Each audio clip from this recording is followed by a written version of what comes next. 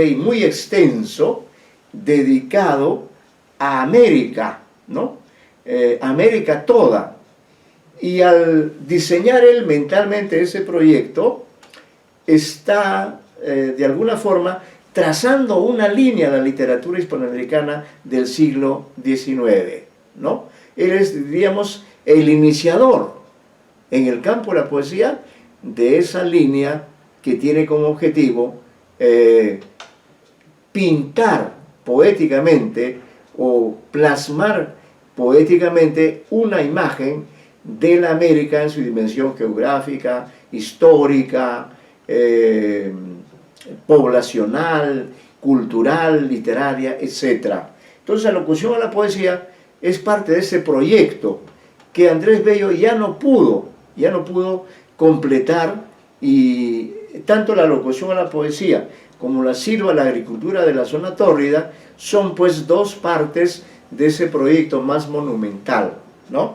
de ese gran poema que él pensaba dedicarle a América. Sin embargo, sus otras actividades cívicas, políticas, jurídicas, académicas, filológicas, etc., probablemente ya no le permitieron, ya no le dieron el tiempo para completar este proyecto. Y quien lo completó de alguna manera, decimos, de una manera que no deja de llamar a la reflexión, quien completó este proyecto, uno de los que, digamos, sí pudo plasmar con la tranquilidad del caso un vasto poema acerca de toda nuestra América.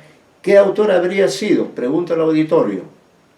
Muchas décadas después de los poemas de Andrés Bello. ¿A qué autor ustedes identifican como un autor que ha sido, no es el único, pero quizás uno de los más completos en este sentido?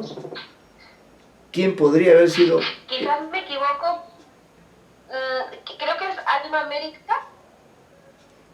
No, pero hay un poeta, mire, Andrés Bello quiso hacer un gran poema América, no pudo hacerlo en su totalidad, en su cabalidad, solo quedan estos dos fragmentos: Alocución a la poesía y Silva a la agricultura de la zona tórrida. Pero él, en todo caso, sembró esa semilla, no la pudo cultivar más, no la pudo hacer crecer más, porque las diversas actividades a las que él se dedicó, ya una vez conseguida la independencia, ¿no?, ya no le permitieron dedicarse íntegramente a la poesía. Fue un hombre que asumió, como usted ha dicho, un hombre que asumió demasiadas responsabilidades cívicas, administrativas, políticas, geopolíticas. Entonces, la inteligencia de ese hombre se fue en organizar la sociedad chilena, ¿no?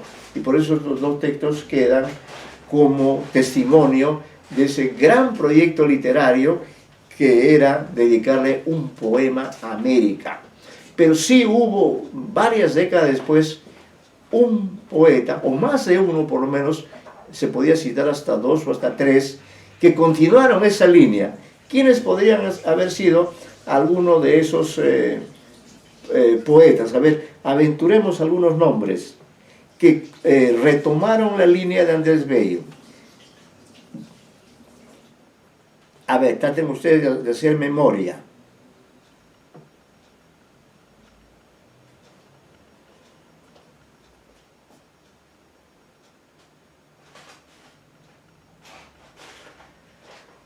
A ver, algún nombre. Esto ha sido ya, bueno, el siglo...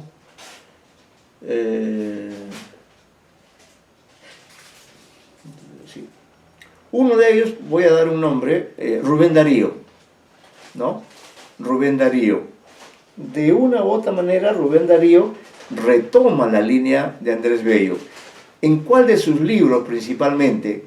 En su libro Cantos de Vida y Esperanza, ¿no? Pueden anotar ese dato.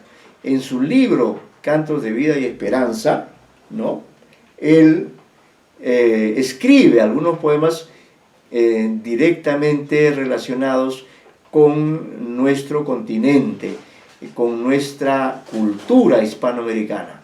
Rubén Darío, Cantos de Vida y Esperanza. Luego, también el poeta peruano José Santos Chocano, Alma América, también está en esa línea. Profesor, yo ¿Perdón? Yo le había mencionado Alma América, Ya, pero no me seguro no acordaba le escuché del bien, autor pero y dijo que no.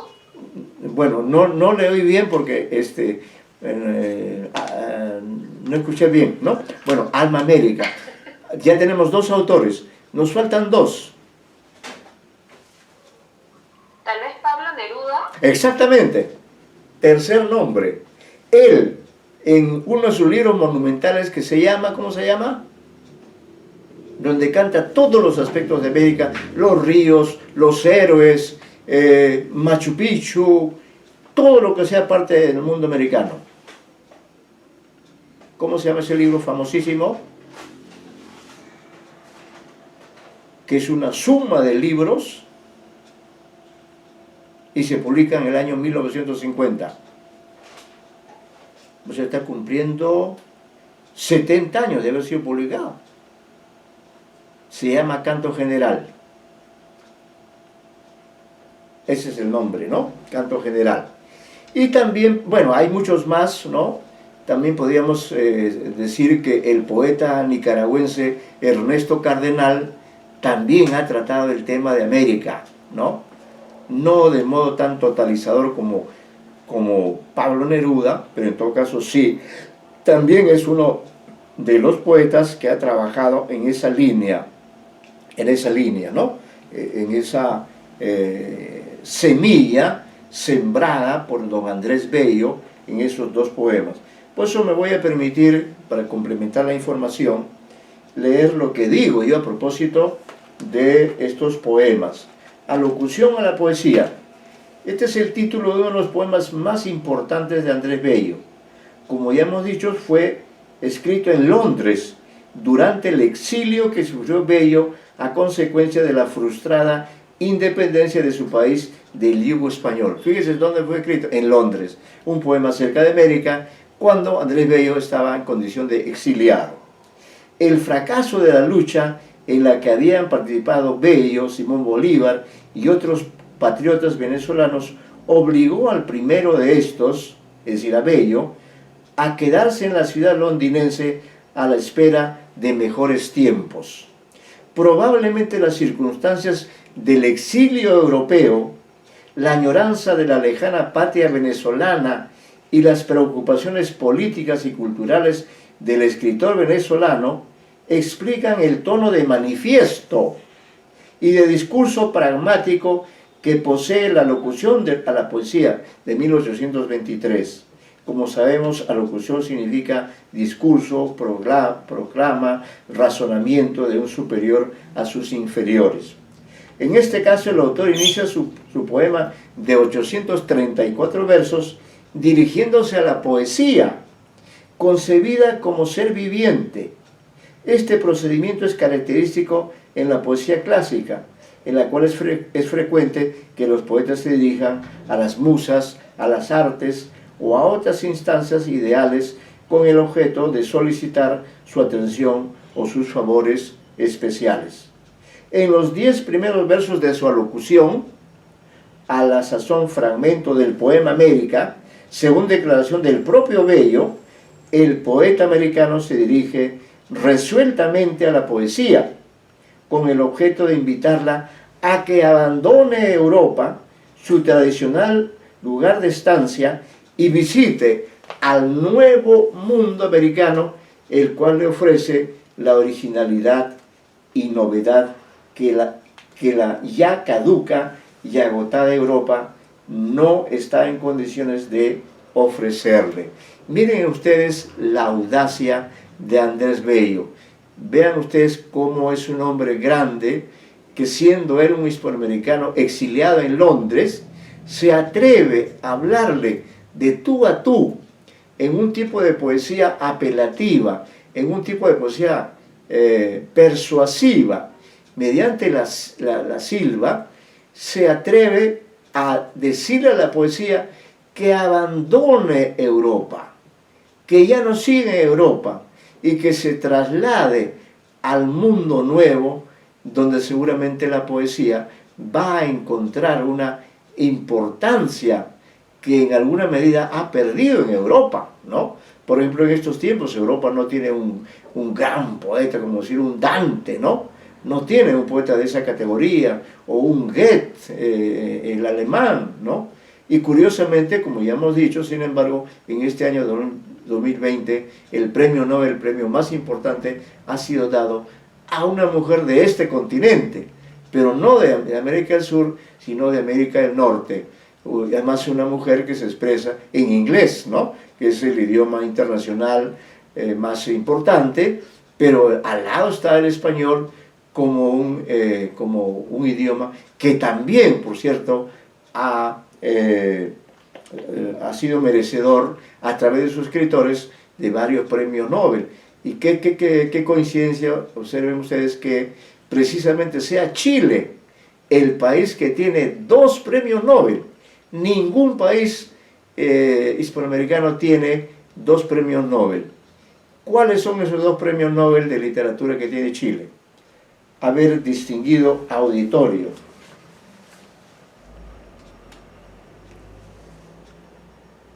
Señorita Garriaso. ¿Está la señorita Garriaso? Sí, profesor. A ver, acuérdense usted, señorita Garriaso, cuáles son esos 2 poetas chilenos que ganaron el premio Nobel. Es el único poeta hispanoamericano que tiene 2 premios Nobel. Quizás los españoles tengan más de 2, ¿no? Pero en nuestro continente es el único país que tiene 2 premios Nobel. ¿Cuáles son esos poetas? Y ya se mencionó el nombre de uno de ellos. Creo que es Pablo Neruda el que mencioné. Pablo Neruda, claro, usted lo ha mencionado. A ver, la señorita Catherine, a ver, nos falta un nombre. Aparte de Neruda no me viene a la mente. Ya, no hay recuerdo problema. en ese momento. Estamos aquí para recordar, estamos aquí para compartir información. Profesor, Sí, sería Gabriela Mistral, exactamente. ¿Quién lo dijo? Duncan. Ya.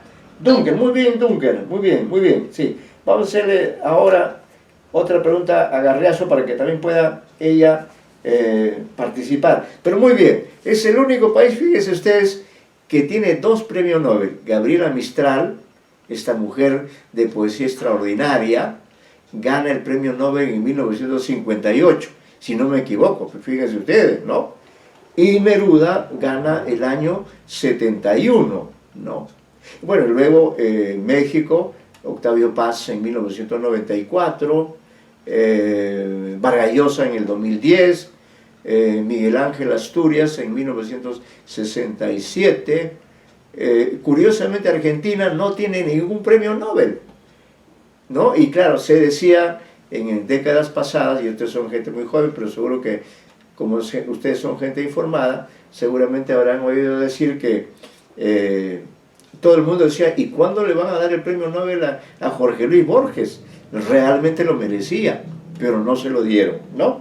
No se lo dieron. Bueno, voy a leer estos versos y señorita Catherine, a ver, estos versos en los que Bello se dirige a la poesía, como si la poesía, bueno, la poesía fuera una instancia o un ser inmaterial, ¿no? O una especie de divinidad, ¿no? La poesía es una especie de divinidad. Entonces, ¿qué le dice Andrés Bello? El yo poético de Andrés Bello, ¿qué le dice a la poesía? En esta silva, en esta locución a la poesía le dice lo siguiente: divina poesía, tú de la soledad habitadora, a consultar tus cantos enseñada, con el silencio de la selva umbría, tú a quien la verde gruta fue morada y el eco de los montes compañía. Tiempo es que dejes ya la culta Europa, que tu nativa rustiquez desama, y dirijas el vuelo a donde te abre el mundo de Colón su grande escena, ¿no? ¿Hasta dónde ha podido usted entender o cuál es el sentido de estos versos introductorios de alocución a la poesía, señorita Catherine? Un pequeño comentario. Se lo voy a volver a leer para que usted haga un comentario.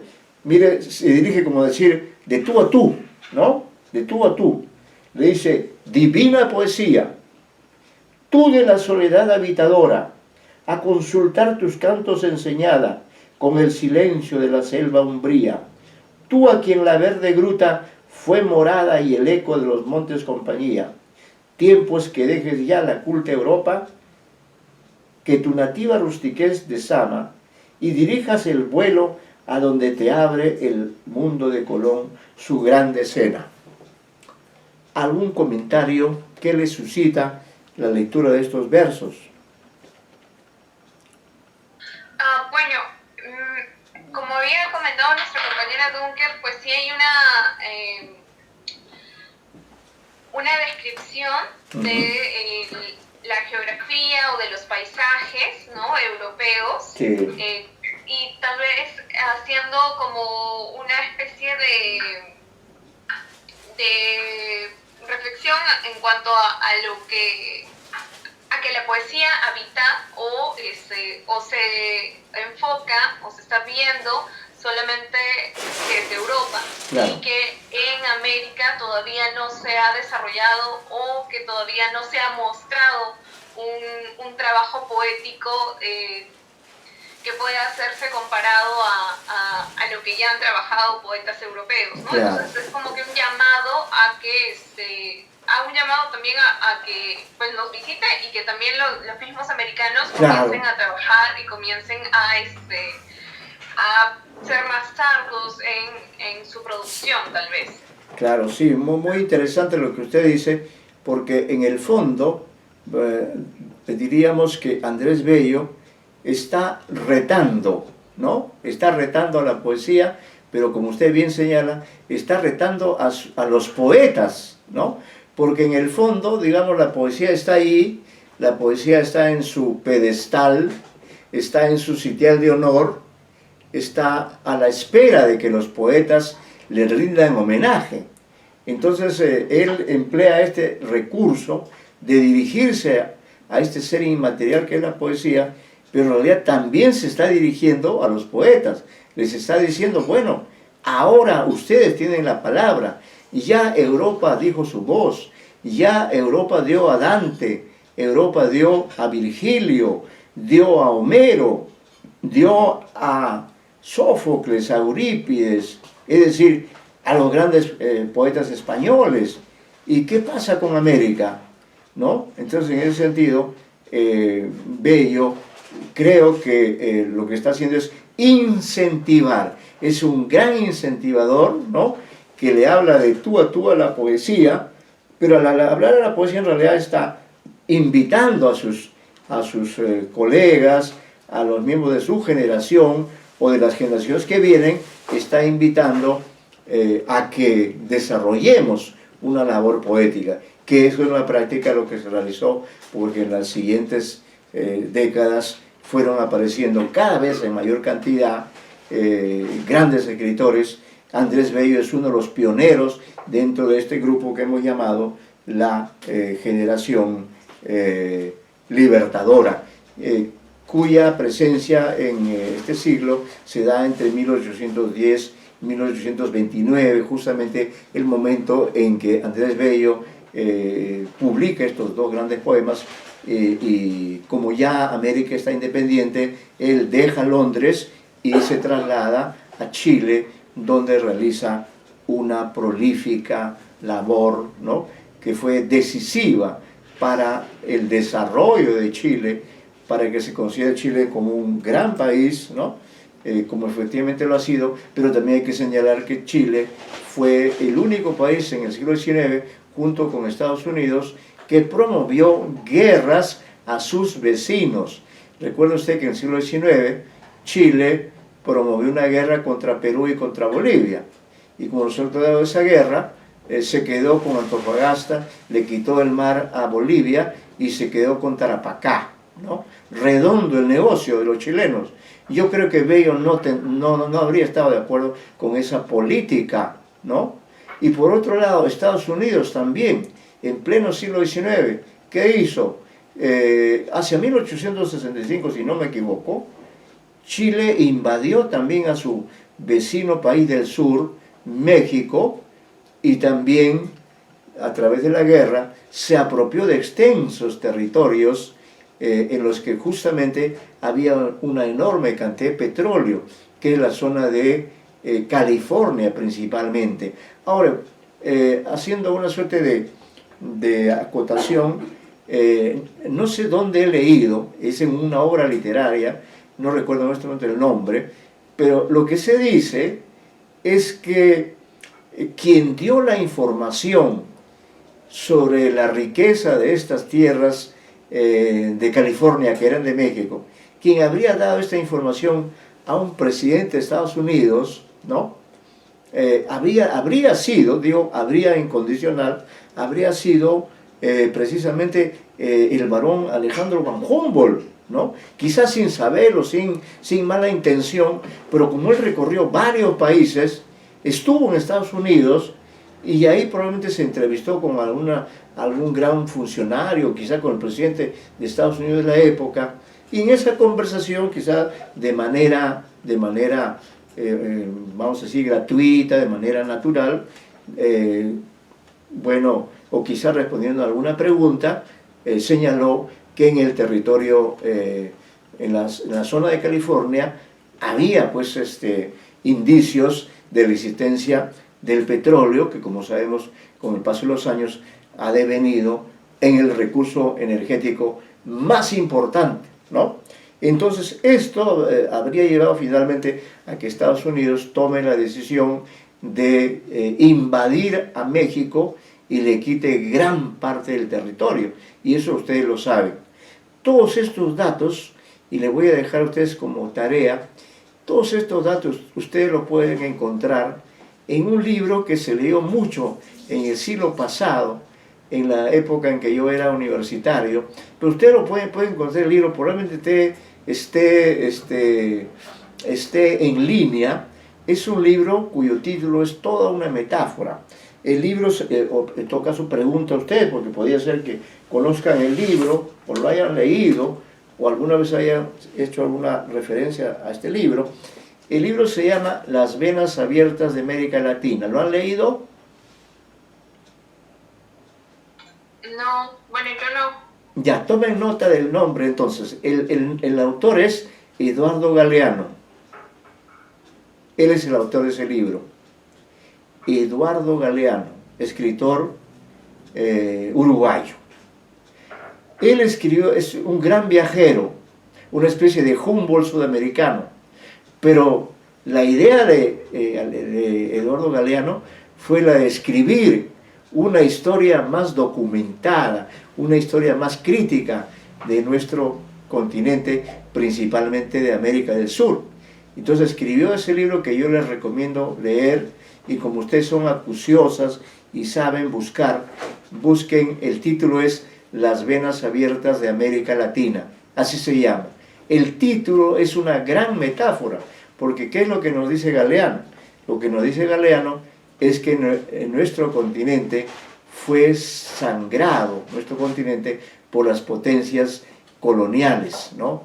Primero fue España, que se llevó nuestros minerales, el oro, la plata, en fin, todos los metales preciosos, se llevó cuanta riqueza hubo, productos vegetales, especies animales, ¿no? Una serie de tesoros que simple y llanamente se llevó hacia la península, ¿no? Por eso dice Eduardo Galeano que en realidad pues el ser nosotros una parte de América muy rica es la causa, mejor dicho, la pobreza actual que vive esta parte del mundo es consecuencia de la gran riqueza, pero de esa gran riqueza que fue primero aprovechada por los españoles y después que se fueron los españoles e ingresaron inmediatamente los ingleses. Acuérdense del Guano de las Islas, otra riqueza que también sirvió para el desarrollo europeo, y luego Estados Unidos. Y esa es la situación en la que estamos, ¿no? Es decir, que esa independencia soñada y en parte lograda en el siglo XIX, hace casi 200 años, no ha sido una independencia plena y total. Seguimos siendo países dependientes, países subordinados a un poder inmenso que es precisamente el de Estados Unidos, ¿no? Así que, bueno, vean ustedes que la figura de Bello nos ha permitido recordar todos estos datos que justamente se pedían, ¿no? Luego, también el otro poema importante de él se llama La agricultura de la zona tórrida, ¿no? La agricultura de la zona tórrida. Es parte de ese poema que él iba a dedicar a América, ¿no? Esos son textos que sí, vamos a dejar para la próxima clase, pero que quede como tarea para ustedes, ya con una tarea con calificación para la próxima clase, buscar información sobre Andrés Bello, ¿no? Quizá alguna información literaria o no literaria, porque este es un personaje es tan importante este personaje, que pienso que esta aproximación que hemos hecho a sus textos literarios más conocidos, tiene muchísimos más, ¿no? Y aquí en el aula virtual ustedes verán que hay unos documentos precisamente referidos a Andrés Bello, ¿no? Así que ahí están presentes, pero sí me gustaría que para la próxima clase puedan, cada uno de ustedes que está asistiendo a estas sesiones, traer algunos aportes más acerca de Andrés Bello.